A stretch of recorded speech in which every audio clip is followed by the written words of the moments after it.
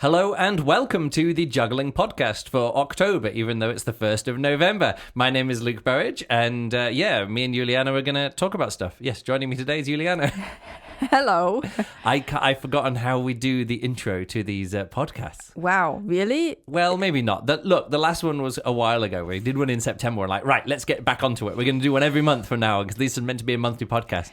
And hard. Life is getting in the way. I was home for 2 days in all of October. And they were busy, let's say that. I got home from a gig and one of my bags didn't make it back, via Austria. Which sometimes is not that bad. It's not that bad. And I was like, well, it's okay. They'll just drop it off at my home. I'll put a say to...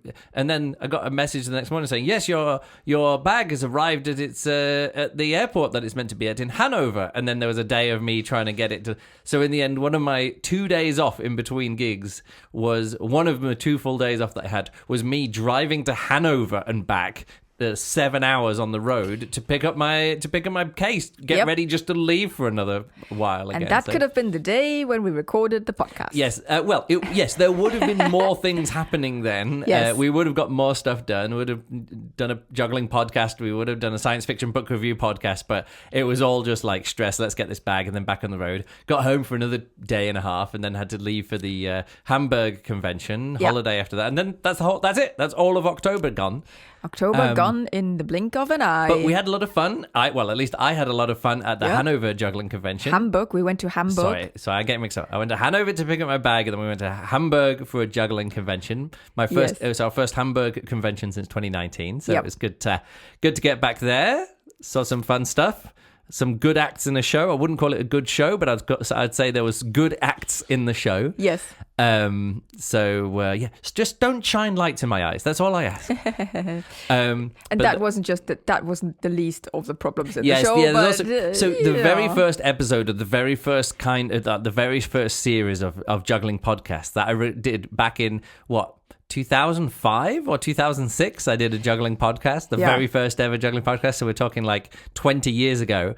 The very first episode was how to host a show. It was just me doing a recording of one of my workshops that I would do about how to host a show. Yeah.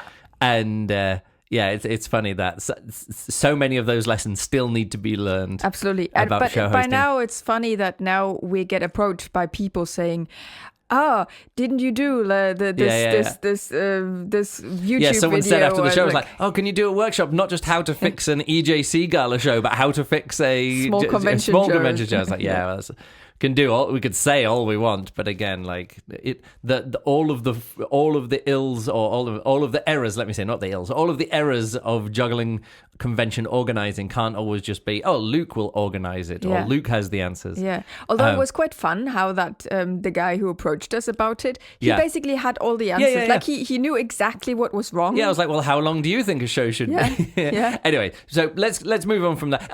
Then we did a fight night as well. I came in very badly, 8th place, like quarterfinals. I lost in my first match, but then Killian lost in his match, and Sandal, all of 3 of the top 4 seeds lost in their first match. Yeah, so. It was a quite unconventional end result. But that is now brings a close to the Fight Night Combat 2025 season, except for the end of year finals, which are happening in Bremen. Yes. This time out. So in a month's time, we're heading to Bremen to do the end of year finals, and I've started inviting everyone there as well. So I didn't qualify, having entered only been to 2 conventions this year, taken part in 2 fight nights, and lost in the quarterfinals of both of them. So that's just 2 quarterfinals, even with the big tournaments, not enough. So I have one final chance to qualify, which is the wildcard tournament, which I did qualify via 2 years ago when Jochen wasn't there. He was like last minute, Jochen can't make it, and so we had a last minute tournament to decide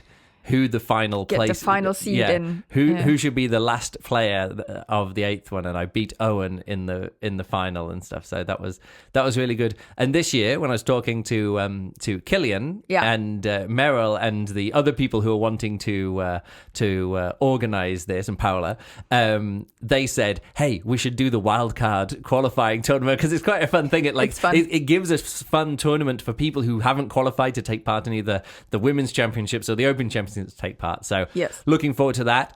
Yes. Then after that will be Top 40 Jugglers, which will be starting, in the second week of December. And the final thing is the Flash 30 project, which is my year-long social media juggling challenge projects that I did, which again I talked about last year when we were talking about juggling projects and numbers juggling. I realize it's all going to come together in a project, and Flash 30 was it. I have technically Flash 30 props this year, which is 8 clubs, 11 balls and 11 rings, which makes 30. Equals 30. Not the 30 that I was aiming for at the start, which was going to be 12 balls, 10 rings, and 8 clubs. But 8 clubs was a fun journey. As soon as I got it, zero interest in carrying on with the club journey. But rings, I was like, there's more I can get more out of here. So hopefully people have enjoyed the video that I put out on YouTube, which is all the compilation of the ring relevant clips that I've put out since April. Which is like a 20-minute video showing the journey of me like learning 10 rings and getting 10 rings and then getting better and then making new rings and building a new holster and getting good at it and learning it without a holster, all these different kind of stuff. So hopefully people enjoyed that. So one final thing that I need to do before getting on to today's topic, which is juggling Epiphanies, is to thank our Patreon supporters. Should we do it? Yeah. We are currently at, I think, 51 paid Patreon supporters, which is very good. So just want to say a big thank you to all of our top-level Patreons, including Chris and Sid and Marshall and Flo and Matthew, Matt Hall, Joel, Hendrik, Bethany, Callie, Danny, Juliane Kunzendorf, thank you very much. You're still supporting me on Patreon. Status27, Kathy, Michael, Yuli, Keith, Mark, the mysterious Mark, who isn't Mark, it's a different Mark, David, and then lots of other people who are supporting us at $1 or £1 or €1. Other people like Tom and Pierre and Virgil and Scott, etc. So thank you very much. So much. And thanks for your understanding. For us being a little bit delayed in these podcasts, but hopefully we'll get another one out when I get back from my next work trip. We can put out another one, which will probably be in December. Yeah, no. We'll get another one out before the end of November. Okay. Because I want to get one out before the end of November, because then December is just going to be all Fight Night and Top 40 Jugglers. Right. And makes sense. We do an end of year and Top 40 podcast every time. Let's just record a podcast whenever it fits again. Yes, when it fits again. It doesn't. We don't have to try and wait 1 month to do it. Yes. All right. So today's episode. Actually, I'm going to quickly take my jumper off because I'm overheating. Okay. So today's episode, I'll keep talking when I've taken. I quite like that topic. It's like really catchy. So yesterday or 2 days, was it only yesterday? No, when was it? Yesterday. No, Friday. We went to Berlin on Friday. Okay, we did.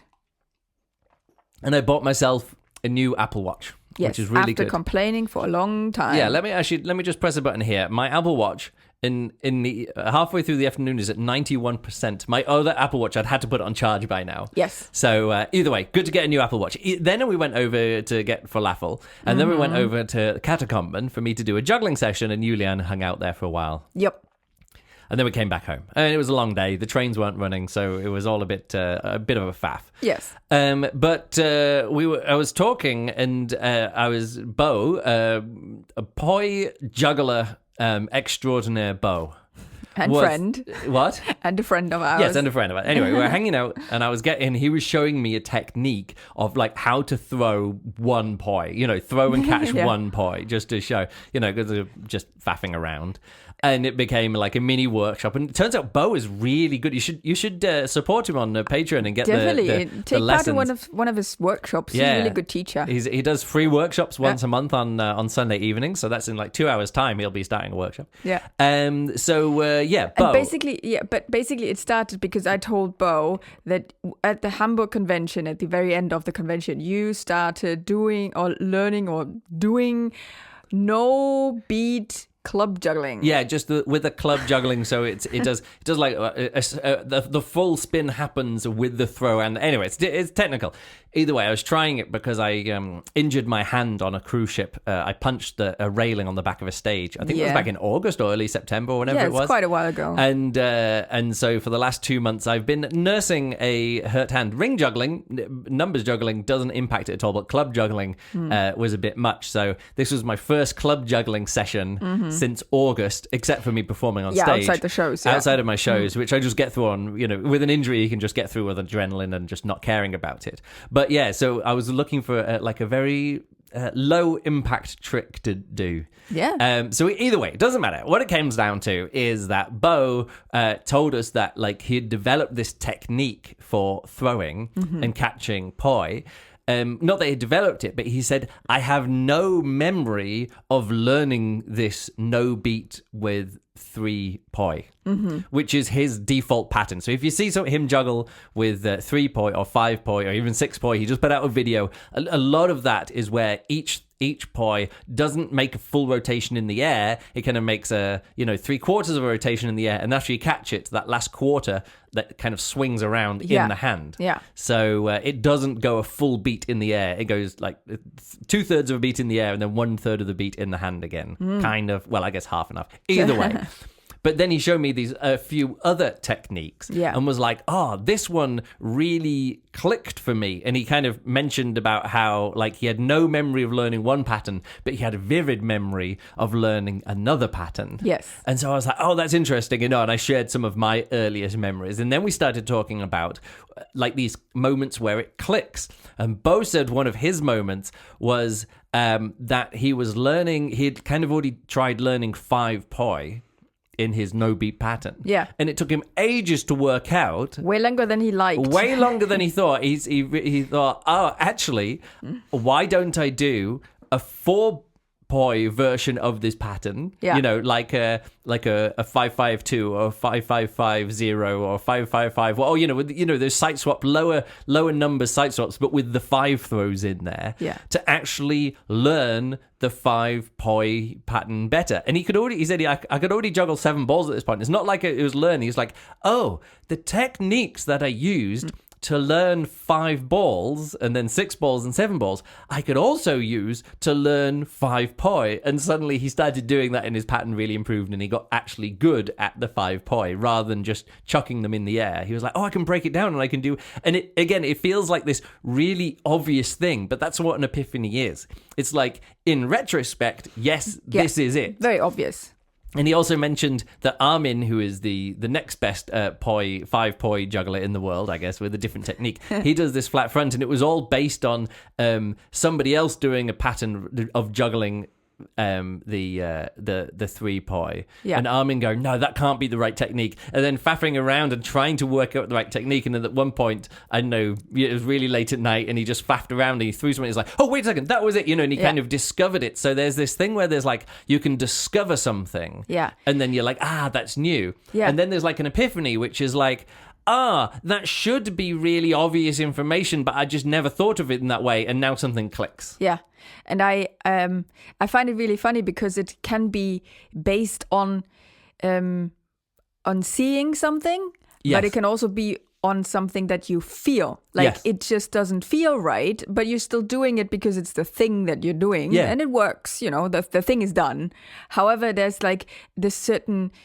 if you get into this flow state and you just don't have to then think about this and it's just this is it. No, I think flow state is something different. Right, yes. Because that's you actually wanting to get to the point where you're making you're having to use your brain continuously to make lots of small decisions all the time. Mm-hmm. And an epiphany is sort of if I just throw it over there instead of over here, this'll help. And then you do it and it helps. And you're like, that's it. So my classic go-to epiphany, or not epiphany, of this epiphany, realization, which then changes how you think about something in the future, is when I was a kid, my dad said, there's some stars in the sky that are so big that if they were in the place of the sun, they would be bigger than the sun, so much so that the earth would be inside the sun. I can't remember exactly what he was saying, but some stars are so big that if they were where the sun was, we'd be inside the sun. And he was trying to explain it, and I was like, no, but stars, and I'd never really thought about it to the point, I'd not read the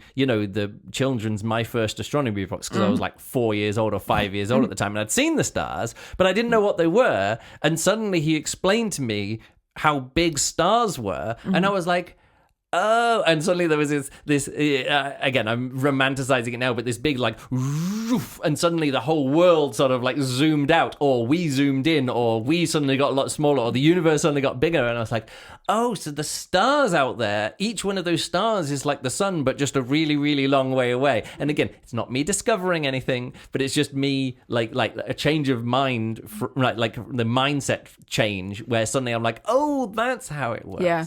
I had a similar kind of epiphany when I understood when somebody said the stars that in the sky that you're seeing history. Yeah. Because what you're seeing doesn't exist anymore. Yeah, it's light from a million years ago. Oh my God, did that so that's kind of like this realization kind of thing. So it doesn't even have to be, these things don't even have to be a new thing that you're thinking. It's just like something that you understand for the first time. Yeah, first time. Yeah. So, for example, I could share various memories. I've got very strong memories, and I thought that's what this podcast might be about, is like just strong memories. But then it's sort of like, oh, I'm just telling stories of like, here's when I learned to juggle, or this was the first juggling workshop I went to. But I didn't have any epiphanies then. I was just, learned a bit of Diabolo, could already do some stilt walking, rode a unicycle for the first time, was taught how to juggle 3 balls, but couldn't actually juggle 3 balls. It took me a long time of faffing around with balls, and I was just not practicing because I was like 11 years old or 12 years old. It wasn't a big thing. It wasn't a big part of my life. It wasn't a big hobby.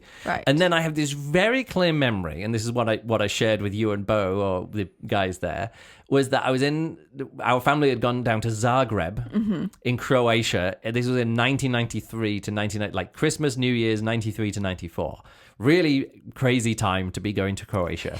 Yeah. Like, literally a war on and stuff like that. Yeah. But we were taking some aid stuff down there, like stocking up on some library or whatever it was thing.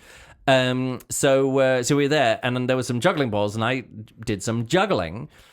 And it got to the point where I realized I'd juggled 3 balls longer than I'd ever juggled 3 balls before. And I'm only talking like 30 catches or something. Yeah. And I realized, oh, I can decide when to stop juggling. Yeah. Because before then, I'd been taught how to juggle, and then a year had gone past between me knowing or seeing any juggler who was better than I was, and I could only juggle 3 balls for like 10-15 catches, and wasn't getting any better because, at 11 years old you just don't get better if it's not your main thing and you're not surrounded by other jugglers. Of course, these days you see these young kids and they're surrounded by other jugglers, and they're can watch YouTube videos and Instagram, and their progress is is absolutely crazy. Yeah. But back then, you're the best juggler you knew, and you only know 3 tricks with 3 balls, and I was like, oh, I can stop, and I juggle, and then I stopped juggling, and I can remember, family members around there, they were all like, yay, and I was like, yeah, and I was like this adrenaline rush, and I was like, oh, I juggled for like 30 catches,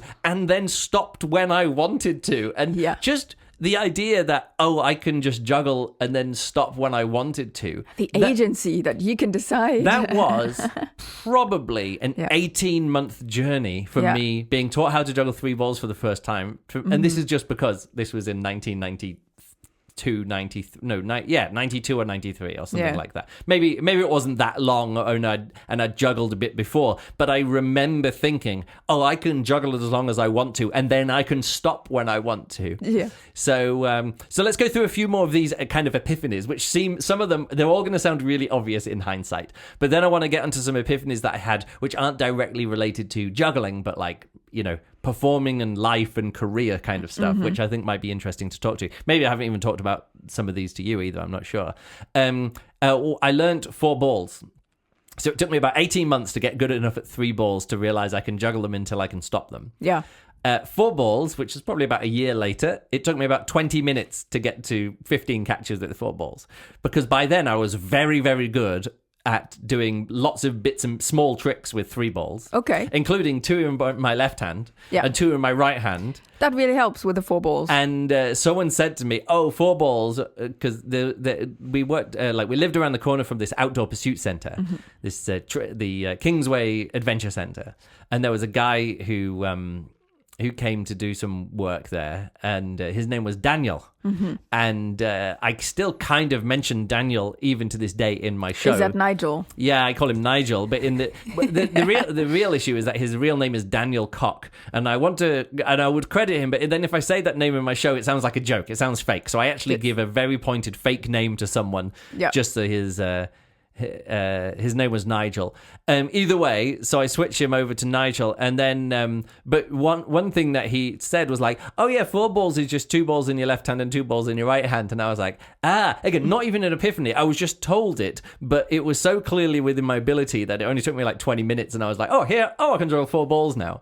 5 balls, I never, again, even knowing that 3 balls was a pattern and 4 balls was a pattern, it took me another 5 years to work out what the pattern for 5 balls was.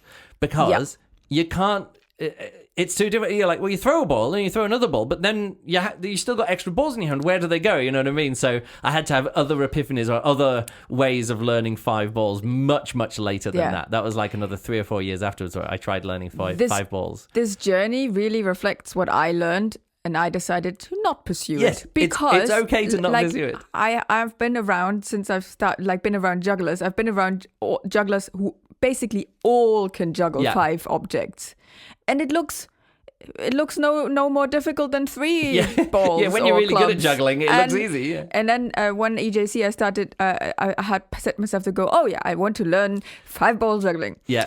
And that's something you stuck with for about 3 days. Yeah. And because my epiphany there was, this is just so exponentially more difficult. Yes. Then that really reflects in the time it took you to learn it. Yeah. This is one of those things that I've mentioned when people say, oh, you can juggle 3 balls. Well, 4 balls takes 4 times as long to learn as 3 balls. And 5 balls takes 5 times as long to learn as 4 balls. Yes. And 6 balls takes 6 to, there's a little bit in the middle. I actually think there's from 5 balls to 7 balls, I think that's less of a gap from like 3 balls to 5 balls. Yeah. But then from 7 balls to 9 balls, that's like 9 balls is definitely 9 times harder. And you can look at it in the records as well when she gets to these higher numbers. Like not just how long one person can do each thing, but like how many people have done, like for example, if now I'm aiming for 12 rings, it's like how many people in the world have done 12 rings. Yeah. And suddenly you're counting like on fingers rather than in like going, well, in this country there's this person, this person, this person. Yeah. And when you get to 12 rings where you're like, oh, I don't know, in fact, how many it is. But then, and then you get down to, well, who's done 12 balls and 12 rings and 9 clubs? It's like, well, that's just one person. Yeah. Then, you think it's only one extra thing? Yeah, but only one extra thing going from 12 rings, probably, let's say 20 people have done 12 rings, 13 rings, now we're down to 2 people. Yeah. Like 13 balls, maybe 5 or 6 people have done 13 balls, 14 balls, now we're down to 1 person. So that exponential difficulty curve. So your epiphany was, I'm never going to get past 4 balls and I don't need to do it. Yeah. So I also had an epiphany, which is related to this, which is this negative, like, oh, I don't need to do this, is when somebody said, oh, maybe I read on the internet when I first got onto the internet in 1996, which was this thing, oh, and once you learn it in the right hand, then also learn it in the left hand. And I was just like, I remember thinking, like, no, like, why would I ever do it? Like, it took me a really long to learn this in the right hand. Why would I ever learn it left-handed just to be able to do it on the other side? Yeah. So a lot of the things that I've ever learned, I've only ever learned them right-handed, and I stick by that. Only learn it left-handed as well if it's a pattern. If it's just a trick, no, just do it right-handed or start right-handed. Or start in your dominant hand. Yeah, start dominant hand, in the whatever hand it is. that you enjoy doing it. Yeah, for example, when I start juggling 5 rings, I always start with 3 in my left, 3 rings in my left hand and 2 in my right, just because that's the way I learnt it. And now it feels weird to me to start juggling starting with 3 in my right and 2 in my left. Yeah. But 5 balls, always 3 in my left. 5 clubs, always 3 in my left. 7 balls, always 4 in my... No, sorry. I'm put it this way. Everything is right-handed except starting 5 rings, which I do left-handed, and nothing else. And I've just never learnt it the other way again because I'm like, no. But you don't need to. It works this way. Why would you? If it works, it works. Okay, so let's move on to I could keep going through these like juggling things, but some of the things which are like goal based, and I know I've mentioned this in the podcast, and I talk about it in my show. We're going to the British Juggling Convention for the first time in 2000 was life changing in so many ways. it's not, I mean, I met lots of people there. Quite a lot of them became very good friends and, lifelong friends or whatever, since then. Yeah.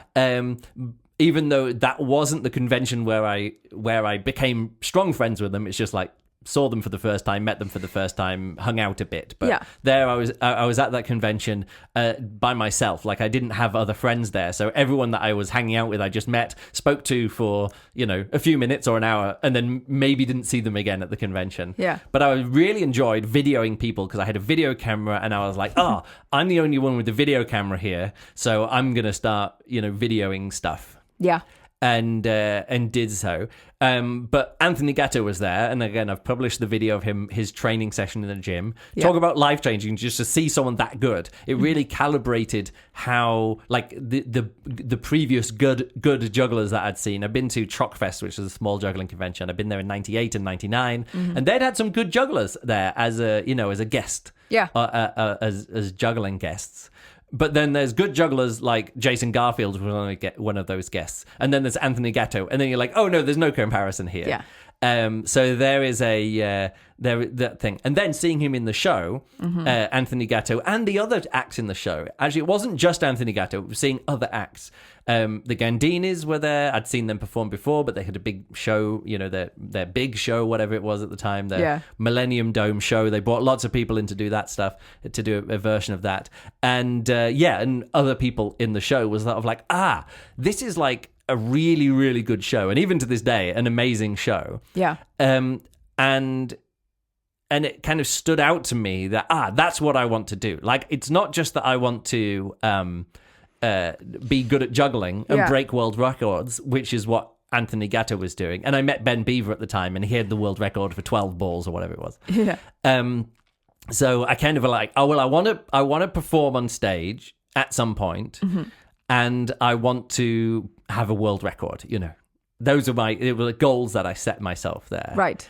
Of course, I wasn't good enough to do either, but it set me on a course of like over the next few years. And I was invited to perform at a juggling convention just as a last minute thing. And I was like, oh, okay. And I just, I had some big tennis balls that I juggled and some other bits and pieces. And then I was asked to perform in advance in a juggling convention at So you could prepare. So I prepared and I went on stage and I realized I wasn't prepared at all because I just got up and did some juggling. It was awful. And I was like, I need to actually... There's more to that. There's more to this than this. And this was one of those epiphanies. I'm like, I've got to do better. Like my second ever time on stage, I was invited to be there. Like I didn't pay to get into that convention because I was because I was invited. And I was terrible. And I had a lot more fun in the Renegade afterwards, but like in the show itself, just terrible.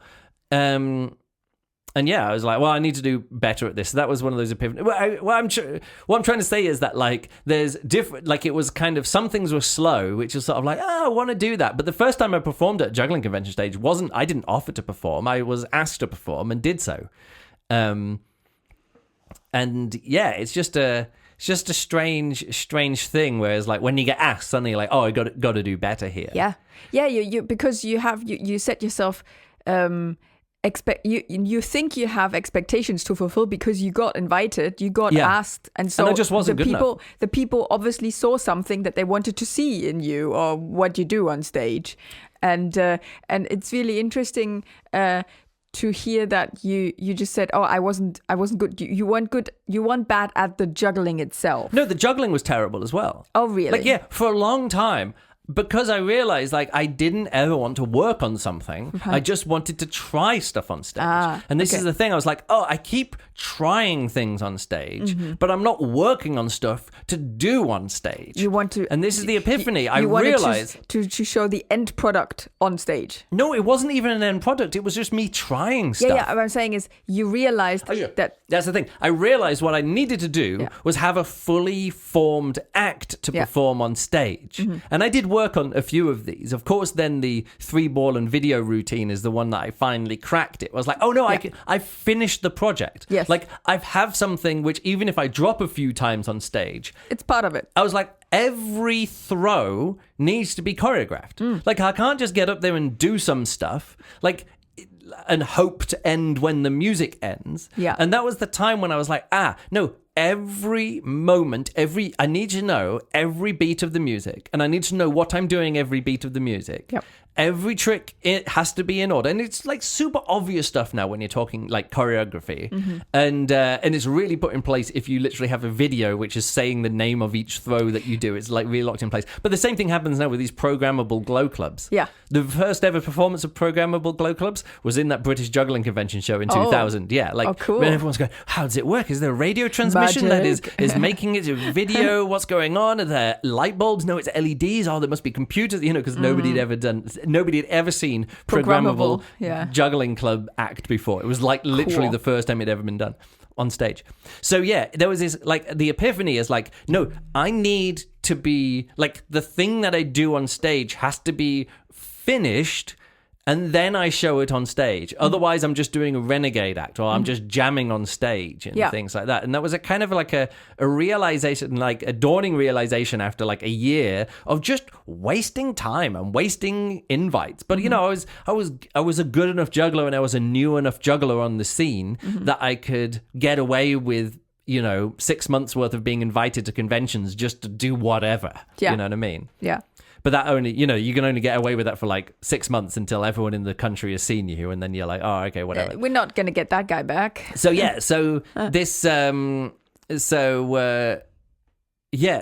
I put this down as a like, not so much as an epiphany, but yeah, like, well, no, it was an epiphany. So I'm like, I just got to do better, and that's when I started working on this project in 2003. So this was like, like 2 years later or whatever. Where I'm like, okay, I can't just have an idea for an act, which is sort of like, I'll juggle big tennis balls and kick one up with a skateboard. It's sort of like, I had like 4 fun things in that act, but it didn't come together to be an act with a beginning, middle, and end and all that kind of stuff. Yeah, you had ideas that you showed. I had an idea, and then I was like, well, I've got to see these ideas through. So that's when I did the 3-ball and video, which I've done a whole video about. I've done a whole history of 3-ball and video, which I watched the other day, and I'm like, oh, that's actually a really good video, even though now it's 5 years old. Yeah. So yeah, and I really felt like I cracked it. Now, there was a few things that happened when I did the 3 balls and video for the first time. This was in 2003.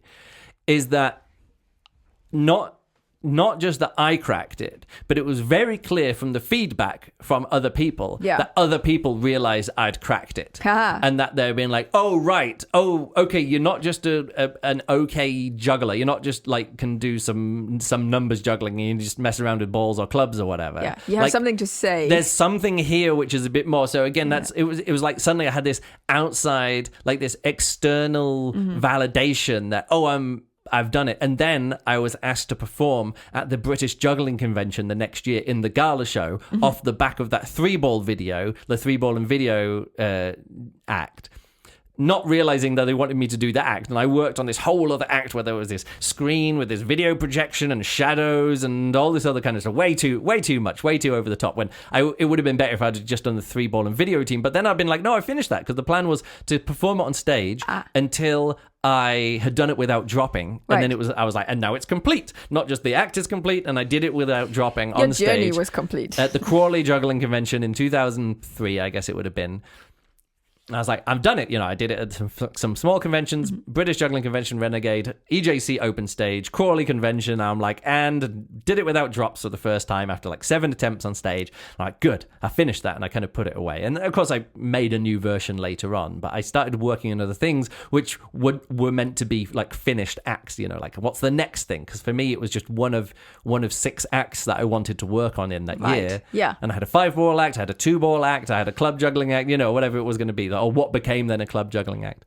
So yeah, cracked it. But yeah, then I started getting like these outside signals that it more was expected of me. Or not more that it was expecting of me, but other people were expecting that I would do more, if you know what I mean. Which after the 3 balls. Yeah, after the 3 balls in video. So for example, this was a bit later, maybe the next year or something, and I remember, again, it's one of those strong memories where someone said to me like, oh no, you won't be around that long. And I was like, what do you mean? They're like, oh no. And they kind of then rephrased it to say, jugglers who are as good as you leave the juggling community because they go on to be professional jugglers and they leave us behind. Yeah. And I was like, oh yeah, that's probably true. And at the same moment, I was like, I'm not going to leave them. I'm not leaving anyone behind. I'm going to stick around. Again, that was in the UK, and then I moved to Germany. So, but I still would want to go back. And that's been a very clear moment for me, which again is different from an epiphany, but I noticed something and it clarified something for me. And I was like, no, I don't want to do that. Or yes, I want to do that. Yeah. And that was a moment when someone says, oh, you're not going to be around very long, because they'd seen so many other jugglers get good enough. Become professional become and then professional at juggling. not be part of the juggling community. Yeah. And I think, and honestly, I think there's this massive, and weird to say this, but there's like this strange trauma, like this societal trauma in the subculture of jugglers in the UK, which are just traumatized by jugglers getting good enough and then not coming back to juggling conventions anymore. Because now they're always like, no, we've got to have the British Juggling Convention in the winter, because in the summer all the professional jugglers are, they're all performing and they're all busy over the summer. So we can't have a convention in the summer, which is the best time for everybody who's not a professional. Everybody who is not a professional in the UK would love a convention in the middle of the summer, middle of August. Have a convention where everyone can camp and it's sunny and it's nice. School holidays, all the kids are free, all the students are free, the parents they're fine for taking time off work in the summer, everything's good, and we can get any venue that we want because it's the middle of the summer holidays, and like any school that's open, all these different kind of things. Like, no, but we can't. We have to make it so the professionals can come back. All right. And it's a big abandonment issue. I don't know. I'm just saying this is how it always feels to me. Right. Where I'm like, if you want professionals to be there, pay them to be there, to be in your show or to host show. Let them be professionals. Let them be professionals and pay them to be there. If they're so valuable to you, pay them to be there. And you can have a convention. If they did a British convention in the summer, they could have 2,000 people there. Yeah. Because it would be they could just make it into a big convention with 2,000 people there. And then they can afford to bring in their friends. But they don't. They have it in the winter and they only have 400 people there. Yeah. Or whatever it's going to be. So either way, that's just my little side tangent there. But I was like, oh, no, I could be one of the jugglers who isn't around anymore. But I'd rather be one of the jugglers who's a good juggler, a professional juggler, who goes off and does whatever, but actually still really cares about the juggling community. I know it's a weird thing to say, but that is like a formative moment in my life when somebody said, oh, you won't be around for very much longer. And again, I'm not going to put names to the people who said this stuff to me. Doesn't need to be. In the same way, I don't need to put names to the people whose opinions about my 3-ball and video juggling routine meant the most to me, because they'd been the most unkind to me about my previous shows. Rightly so, unkind to me about my previous, like, super amateurist, unfinished juggling acts. Yeah. And then they gave me... It meant even more. It makes it much more special. All right. So another epiphany that I had, which is in around about this same time, when I was juggling, and I was thinking about being a professional or wanting to do better at performing, which is, I can do anything I want. And that comes in two ways. One is that I did a trick, which I assumed would be an impossible trick, which was just like throwing a ball over behind me and like catching it in my knee behind me. Like, it wasn't even a hard trick, but I'd never seen someone do it in the same way. And I was like, oh, that's going to be so hard to learn. And I learned it within a few minutes. And I was like, I can do anything I want, which is, again, totally not true. But it is one of those things that you do have to learn as a juggler, is that if you want to do a trick, there's nothing stopping you doing it unless you're bumping up against the physical limits of human ability. It's mostly just mental. Do you want to be able to do 5 club back crosses for 100 catches over and over if and you can over just and over if you again. just put the time in, you can work on it. And to get there, I was like, I need to relearn 3 club back crosses in a better pattern. Then I've got to relearn 5 clubs in a better pattern, and I've got to do and someone mentioned, sort of as a thrower, a comment, oh yeah, if you can do 1,000 catches of 3 clubs, then you're ready to start working on 5 clubs. I was like, and so then that's what you started. Just bloody mindedly just did 1,000 catches of 3 club back crosses, a skill which is, served me well to this day, but probably wasn't worth probably getting the world record in 3 club back crosses. Maybe someone's done more than 1,000 catches, but I'm not sure. Either way, to do anything. But more importantly, getting up on stage, I was like, I can do anything I want. And this was when I was being asked to host renegade shows and do stuff in open stages and people, they'd say, oh, would you perform in the show? And I'd be like, yeah, what do you want me to do? Like, what act do you want? They're like, oh, just do anything you want. And I was like, oh, I can do anything I want. But even to this day, I still have that attitude in my show.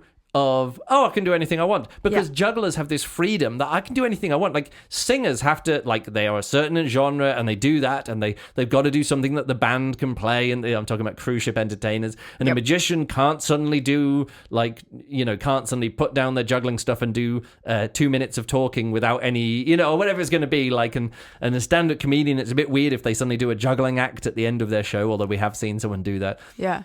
And I'm like, I can do, like, any audience reaction is valid. I don't have to make them laugh. I don't have to make them cry. I don't have to make them go, ooh. I don't have to make them go, whatever it's going to be. I can, like, any reaction from the audience, let me say, as long as I'm getting a strong, positive, emotional reaction from the audience, I can do anything I want. Yeah.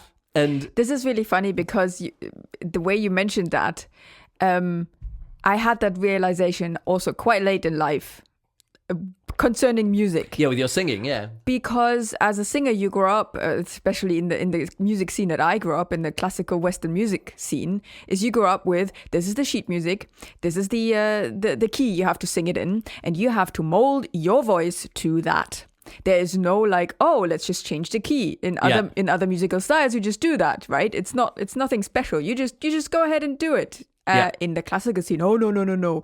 When you apply, you do this step and then that step and this step, and these are the rules. The first time I poked at that, like, with a stick, like at a stick at a fire. Yeah, you sort of like, let me examine these premises. That was the first time that I did that. Was when I applied for to study in Weimar Music Academy. Yeah, and I changed one piece of my of the audition. Yeah. Of the audition pieces that I had like 5 audition pieces, and one of them I said to a friend of mine, hey, could you change the key slightly higher and a tone up, and I did that, and I was like advised, no, you can't do that. At auditions, you have to take, like, they're gonna hear it, and I did it anyway. I didn't get in. Doesn't matter. But I did a small step against what I was told. Right. And then in university, that kind of continued. I was always looking for I learned the things that I was supposed to do, should do, whatever.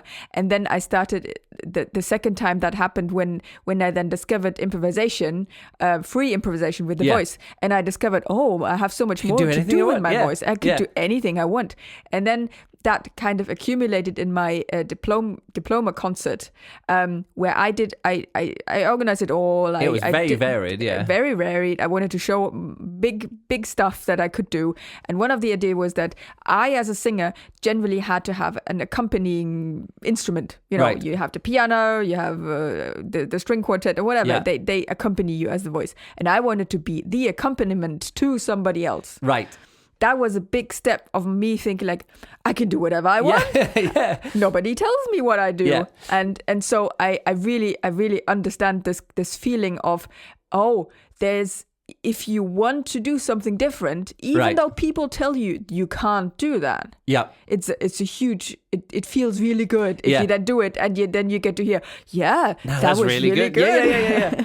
So we're being held back by these frameworks. Yeah, and this is the thing. Like, it's really funny that so many people, when I'm showing these videos of me doing the brun finish, but I'm not doing the rings around my leg, and people are like, "Oh, wait," and they're like, "And no, this was then because of the spinning, the bearing tip in the thing." So someone commented like, "Oh, so you're just cheating then?" I'm like, yes, because there's very strict rules with juggling. Yes. That if you get caught breaking the rules, you get go fined. Straight to jail. You get fined by the juggling authorities, and you're no longer allowed to juggle anymore, which is like super not true. Like, there are no rules in juggling. No. Again, there's some rules in some juggling competitions. For some records, you might have to align to something. But that's all part of, you can do it, I can do anything I want, is that, there's no rules in juggling, as long as I'm honest to myself about what I'm doing, whatever, like that. So let's go through one or two, not so much negative ones, but like realization, like epiphanies, but not so much epiphanies, but realizations. Mm-hmm. I thought I would want to do street show juggling because I didn't understand that being a street show entertainer and being a juggler are two different things and only mildly linked together, only mildly connected. Yeah.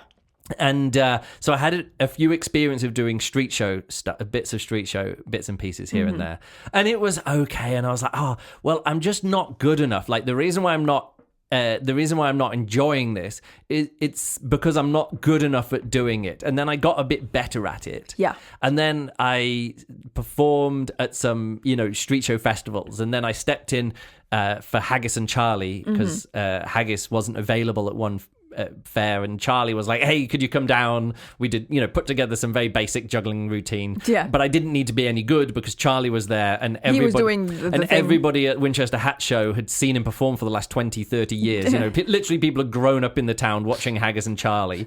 And then I was there, and I was like, just standing on Charlie's shoulders juggling, and we did a whip crack. It doesn't matter, but I just did some other bits and pieces. It gave me a bit more confidence. And then I was invited to perform at the Sydney Juggling Convention. This would have been in 2007. Yeah. And so flown all the way to Sydney, and I'd done really well in the show. I'd had a lot of fun in the show because I was hosting, and I did the 3-ball and video routine and did the 5-ball routine with the ball between my legs, you know, all the fun stuff. And I'd had fun at the convention and met lots of people, and I did some tourism in Sydney, and then went off to the Blue Mountains and saw some koalas, all the kind of stuff that you do. And then I was like, I've got some, these last 2 days here. And I had some juggling stuff with me, because I had been performing there. Yeah. And I was like, well, let's go down to the, and I borrowed a roller bowler. And I was like, I'll go down and do a street show at this, main street show place at this, wherever it was in Sydney. Yeah. So I went down there and I did it. And it was miserable. And I was bad. And because I'd never done a street show in a city in Sydney before. Yeah. And also, I realized that the other people there hated me because I just turned up and taken away a slot for them. Yeah. Because every morning they go down, they put their names on a thing, and then they all pick out spots and stuff. There's then rules. And there's rules and stuff, and I'd done some of this before, that kind of thing before with in Europe, but mainly at festival, so I'd had some fun with doing street show stuff. And by then, me and Pola had done lots of street show festivals. We'd been booked, in 2005 and 2006 and 2007. We did all the way through, we did 4 years there of summer festivals around Europe, doing street show festivals where we were booked to perform there and people were there to do it. Yeah. And I really enjoyed that. That was all good. But this was, again, that time when I was like, all right, I'm not booked to perform here. I'm just going to try and build a crowd and do a show. And not only did I hate it, again, despite loving doing street show festivals, I realized that all of the people around me were, I'd say middle-aged, whatever they were, say 35 to 45-year-old guys who all had the same show, all did the same stuff, all had the same lines and stuff. And even if their individual tricks were different, the shape of the show was different. And I realized that this is the opposite of I can do anything I want, which is if doing something derivative and that makes me miserable gets me twice as much money, and then it's also my main job. It's stupid to try and be clever and original and interesting and good at, all these other kind of stuff when you're doing street show things. Yeah. Because what you should do is just be cutthroat about it. Just stick to the format. Stick to the format, stick to the formula, do the best version of that you can. Yeah. You'll be successful. And then you've also then got to learn all the politicking and pitching and sabotaging other people's shows. And this, it's just awful. These people there, it was just this weird, what do they call it? The sum is lesser than the parts, or the whatever it is. I don't know. It's just this weird, they all sort of this zero sum game where if that person's doing something, it means that at this moment I'm not earning money, and if they're earning more money than me, but anyway, again, it wasn't just there. I've seen this repeated, and again, I'm sure there's lots of people who have very healthy, balanced lives who are also full-time street show entertainers, like these street crowd circle show building kind of thing. Dominic seems to be really good at what he does. Again, I don't want to knock it, but again, the people who you don't see also turning up to juggling conventions and don't get invited to Germany, to Bamberg or wherever it is to perform in their festival or whatever it's going to be. I was like, don't want to be this person in the future. And that was when I started putting in a lot more effort into working on cruise ships. In fact, just around about then, I was fired from my job as working as a tour guide in Berlin. And so just being a professional juggler became my full-time focus. And again, once I did that, it only took a few months until we were working on cruise ships. But yeah, that was based off a few conversations that we'd had around about then with jugglers who did work on cruise ships. I met someone who was at that convention. Oh, right. Who was working on cruise ships. Yeah. And he was like, hey, you could do work on cruise ships. And there, also Rootberry, who saw our Art of Juggling, was like, yeah, we'll recommend you to our agent. The show's great. You can work on cruise ships and stuff. So yeah, it was like this negative thing. I was sort of like, all right, that's not for what me. I want. Despite enjoying performing at street show festivals, that's a different kind of vibe, because there you're rewarded for originality and being a engaging, charismatic person and getting on well with the other artists. Like, everyone at the street show festival is like, yay, we're all here, we're putting on a festival. Like, it's our job to make this city really happy for the next 3 days. Yeah. And that's a totally different vibe than just being in a city centre and us all trying to go from zero. Yeah, trying to build a crowd from zero and then stick people around. who just go from A to B, who are not there to have for a festival. I actually have a similar kind of negative epiphany, like what, about the street shows?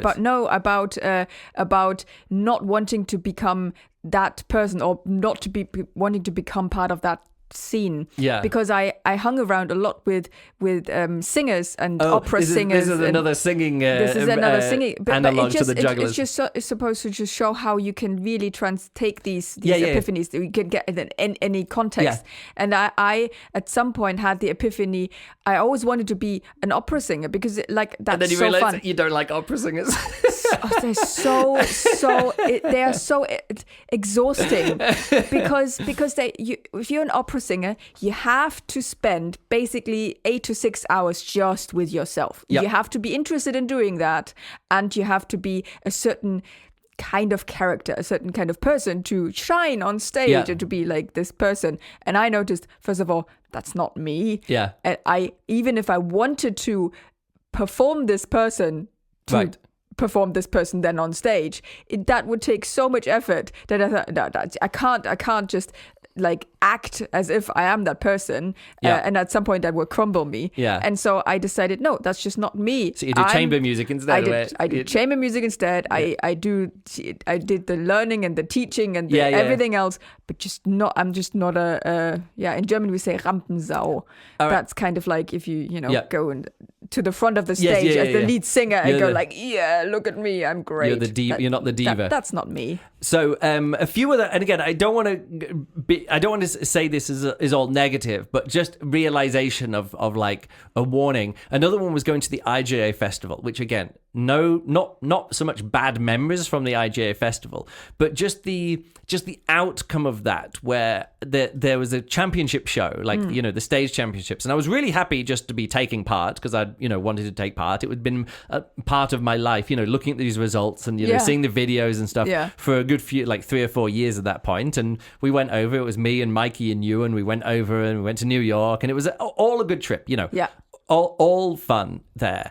But then there was that vibe when I was standing backstage and they were announcing the winners, and they announced the third place, and then they announced the second place, and I was like, I'm not going to be first. Like when they announced the second place, I realized I hadn't, made, one of the top three. Yeah.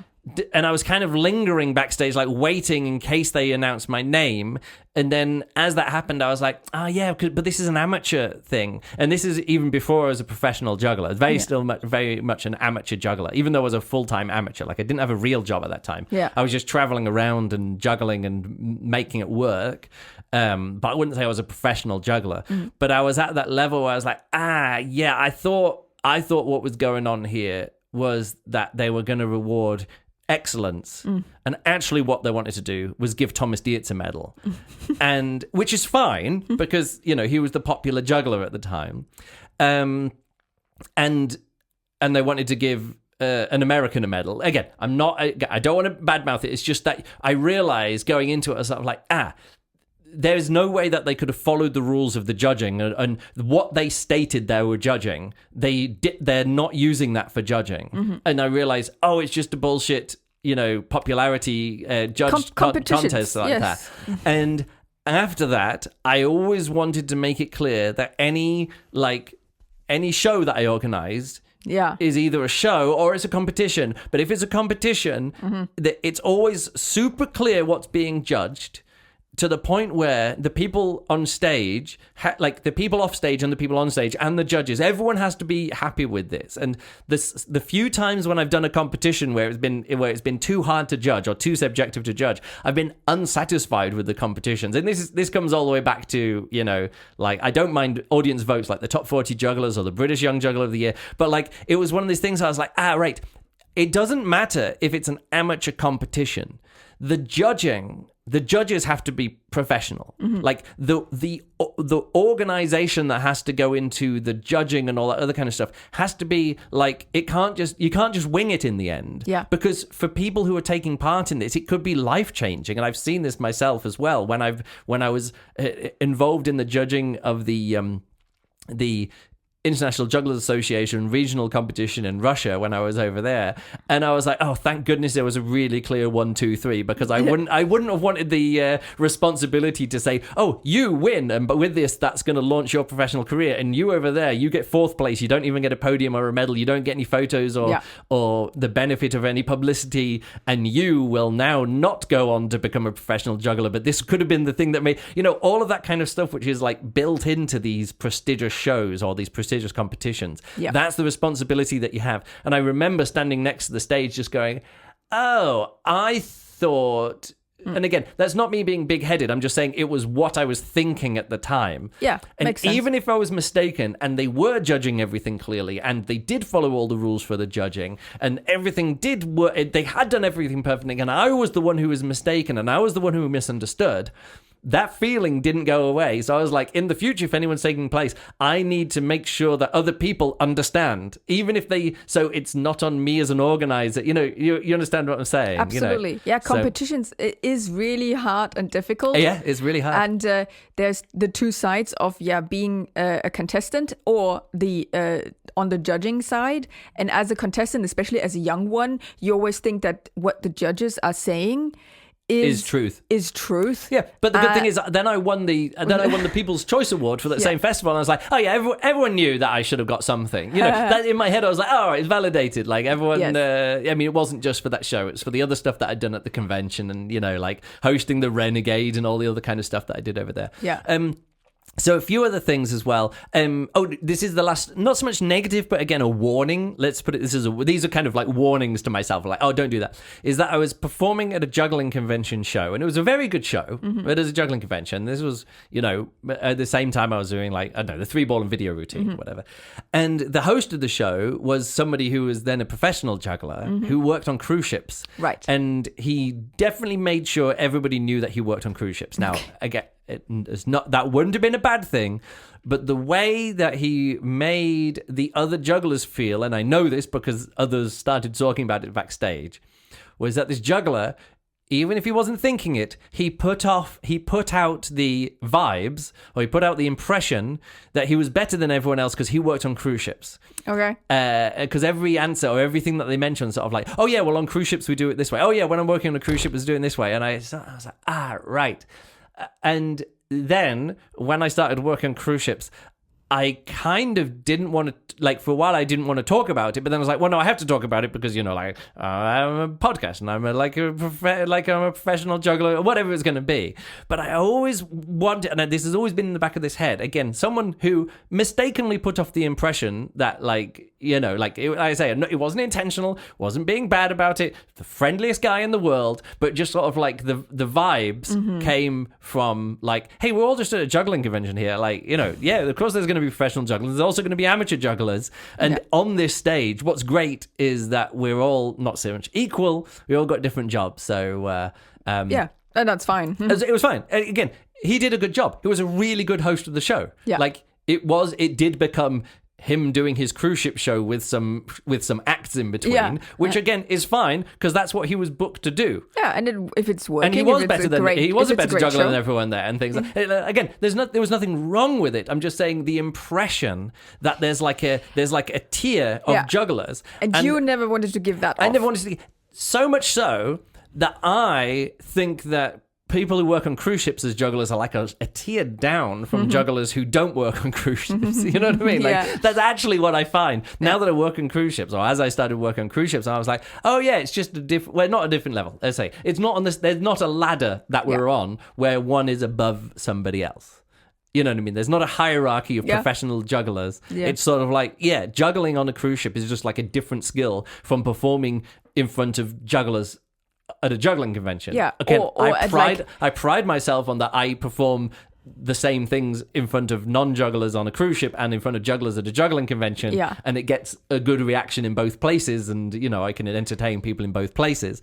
But again, that's me. Again, when someone said, "Oh, you won't be around very long," I was like, "No, I will be," and it's maybe connected there as well. So I probably don't do a good enough job of not talking about working on cruise ships because, again, that is my job. Of course, it comes up. It's my life. It's how I earn my living. So if people are going to listen to podcasts, it's going to come up a lot. But it was one of those things where I was sort of like, yes, I'll talk about it, but I'll always try and frame it that me working on like the way that something is done on a cruise ship isn't the correct way or the better way than how it would be done at a juggling convention. Yeah. I need to solve for the juggling convention show independently of solving for a cruise ship show. Yeah. If It's that a makes different sense. environment. Yes, of course, it does make sense. So the last 2 points, which are connected, and this is the final, the final epiphany, I guess.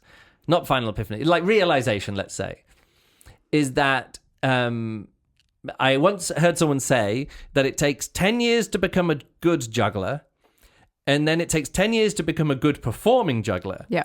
And then it takes another 10 years on top of that to become a great performer. Right. And I was like, oh, that's disappointing because I've only been juggling 10 years and I've only just started performing. And it was all, it's going to take me 10 years until I'm good at this. Yeah.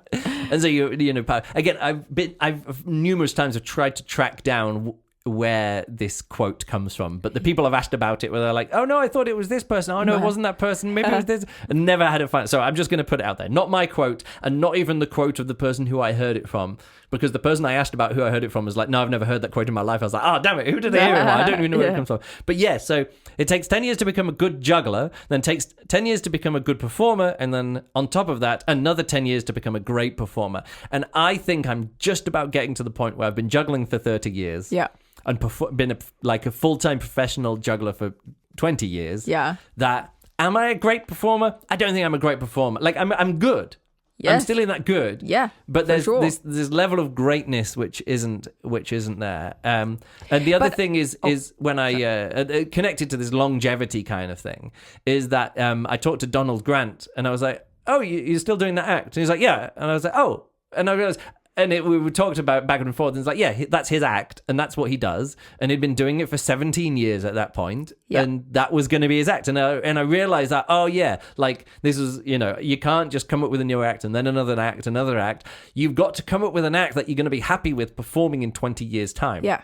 And I think that is definitely what this quote is heading towards. I was just about to say, you are doing 2 or like even 3 sometimes different 45 to 50 minute solo shows. Yeah, I've got three 45-minute solo shows that I can do. And to get that to be the greatest in that takes, because it isn't just one act that you do, like these 7 minutes that you do over and over and over and over and over. You can really get great at that. Yeah. But to then take that and multiply it by, then, I don't know, how many times? Yeah, like 3 times, I guess. 4, and that's not counting my musical shows and all these other things that I've done in life. Exactly. So it always depends on the context. And I think if you would just take the 5 balls and video routine and you would just do that, you're great with it. Of course, 5 balls and videos. 3 ball and video. 3 ball video, yeah.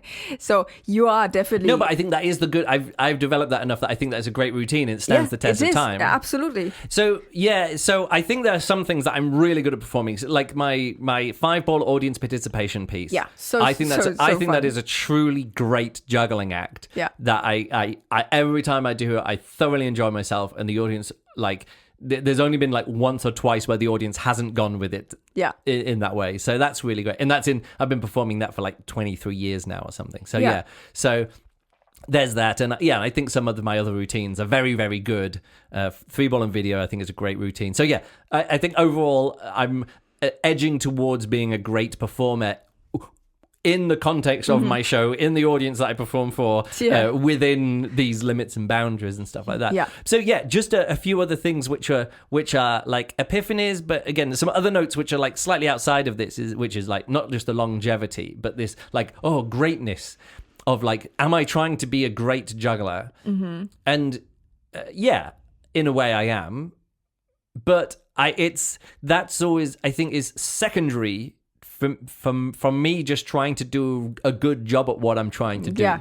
You know what I mean? Yeah. And you want to be still there's a fine line to go. Do you want to be a great performer who is then a slightly not quite so great person? Because they have to push. I'm just saying. I'm just saying that can be a distinction. I do understand what you're saying. Like when you see these sports people who are just broken, and you're like, "Wow, you've got all these issues, but you're like the number one in the world at your thing," or you get the Olympic medal, and you have to like destroy the rest of your life to build up for all this time to have the chance at becoming the greatest. Exactly. And stuff. Got no interest in doing that. You know, I mean, that's fine, but it's just what you have goals at. You know, like Luca visited every country in the world and juggled in every country in the world, and he was like, "Oh yeah, you going around and juggling in places was one of the early inspirations for that." And I was like, "Oh, thankfully, I don't have a goal of juggling in every country in the world. Yeah. What I do is I record every country or place that I visit in the world by making sure I do some juggling there. Yeah. And that's a long, like now, 16 year project that is. Mm-hmm. But the goal isn't to juggle everywhere; it's to juggle everywhere that I go. It's that kind of thing. So one thing that came to me, and which is one of these epiphany kind of things, is, and again, not so much towards greatness, but sort of like where you can be, is that someone said that they were in South Africa. And when they were in South Africa, they met some jugglers. And they asked them, well, who are your favorite jugglers, or which jugglers do they know? Yeah. Do you know? And they're like, oh yeah, like the big jugglers like Anthony Gatto and Jason Garfield and Luke Burridge and something. Yeah. And really? This was and it was purely because I had videos on the internet. So what they were doing, they were listing people who had videos of them on the internet. Okay. And at the time, as a complete nobody, I was one of the jugglers who had a website and was one of the only jugglers who had a video camera and had worked out how to put videos on the internet and then worked out how to scam the bandwidth to have enough people to watch it. Yeah. And again, that is kind of what launched me as a juggler, as a career, has got me to be a juggler. It wasn't just out of nowhere. Again, it was a lot. This is what I'm saying, a lot of work. But my goal was never, I want to be, the top juggler. I want my name to be listed alongside Anthony Gatto. It wasn't that. It was like I was just doing the work to put stuff online, to share videos of not just me, but other people. It's always been about me and trying to share and lift up other people. The community. Do community stuff. Yeah. And it was just that the outcome of that was that my name was listed along jugglers who are just way, way better jugglers than me and way more deserving, like people who are actually good jugglers and are already professional jugglers. But my name was listed there just because I'd just been doing the thing, been putting myself out there. Yeah. And not just putting myself out there, but like I say, the videos that people had seen of Anthony Gatto were videos that I had filmed or converted and uploaded and made available. So that was one of the things. Yeah, and Jason Garfield, just because, again, he was one of those jugglers who was taking part in the IGA competitions and putting stuff out online. Another thing which is a bit like this was when I was this would have been in 2004. Yeah, in 2004 or 5. No, it must have been 2004. I was at the Dutch Juggling Convention, the NJF. Yeah. In 2004. Yeah. And I was in the show and I was going to do the show. And then the person who was meant to be in the show, closing the show as the final act, didn't turn up. Right. Didn't make it because he was having to travel up from Paris because he was performing in the, Moulin Rouge, and he right. didn't manage to get it, and he missed his connections, and he wasn't going to make it. And then they were like, all right, Luke, you're going to be the final act in the show. And I was like, oh, I'm going to be the final act. The pressure. In the gala show of a national juggling convention. I'd never done that before. Like, it was my first Dutch convention, and I was like, oh, I'm the final, and I did it, and I was a good job. But then I was like, am I ready? And I was ready. And I did a good job, because it was my pickup show, which was a mix of, early 90s club juggling, and then 1 to 9 balls, and then the 3 ball and video routine. But without the video, it's just sort of the voiceover in the background.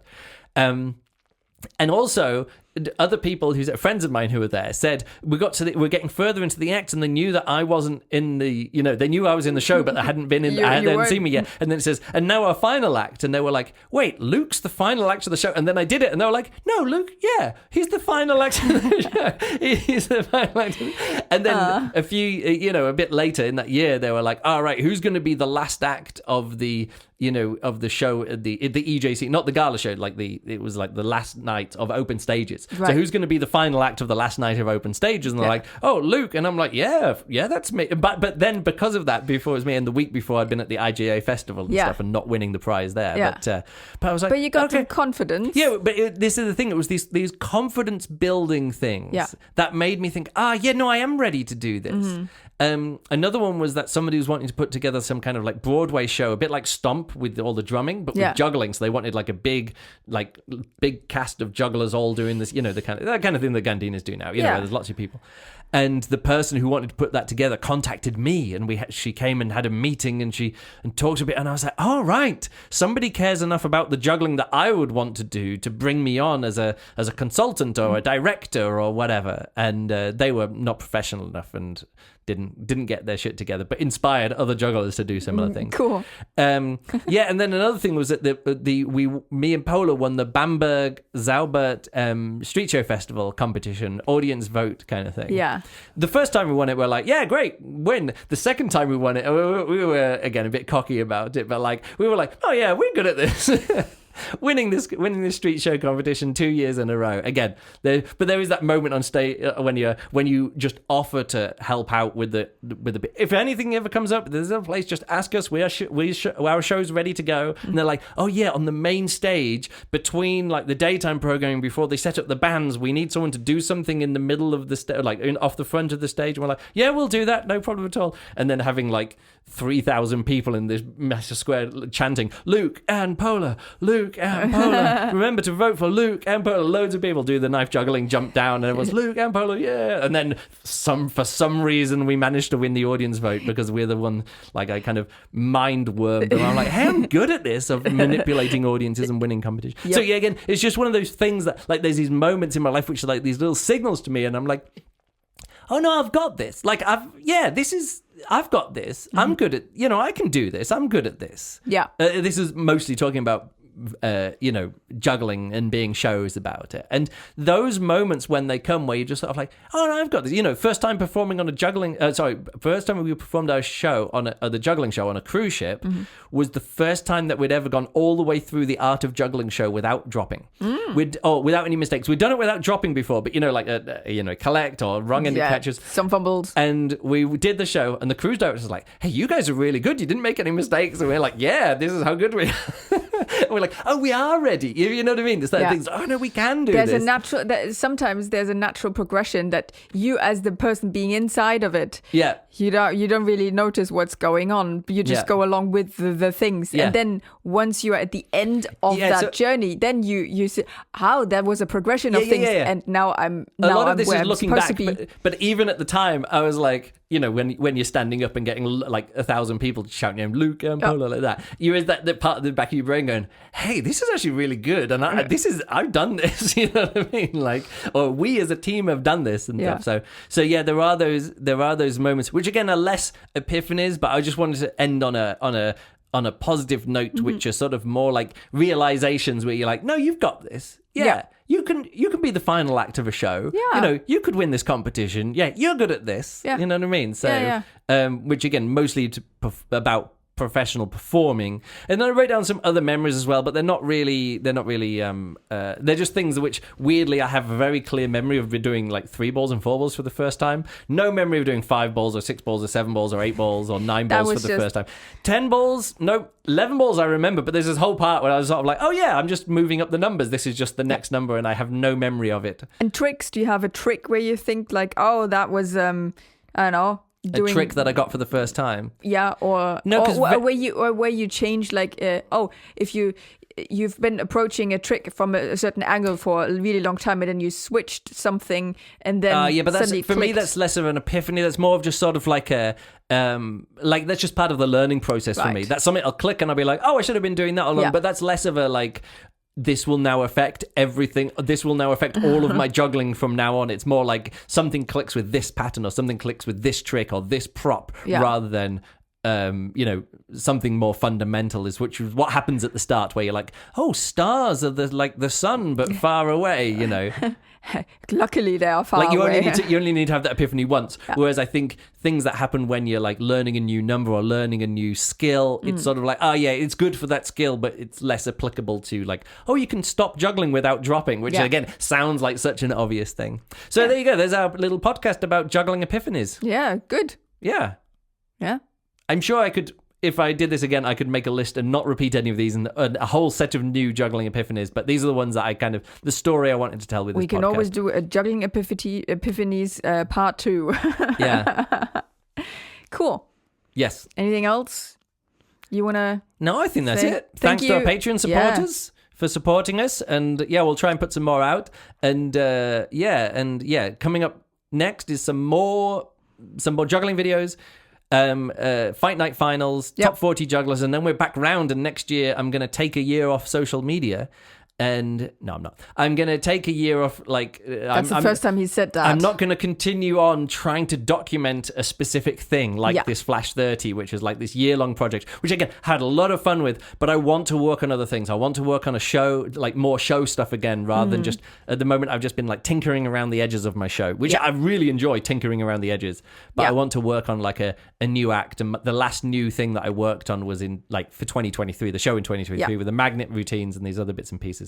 Yeah. So it's been a few years since I've done something like truly new on stage with juggling rather than just fixing up old stuff. And so if I spend a little bit less time on numbers juggling and a bit more time on performing again and writing, I will hopefully get some stuff. You can do that too. So that's something to look forward to in the future. And that's it. Thanks a lot for listening, and we'll catch you later in the month. Goodbye.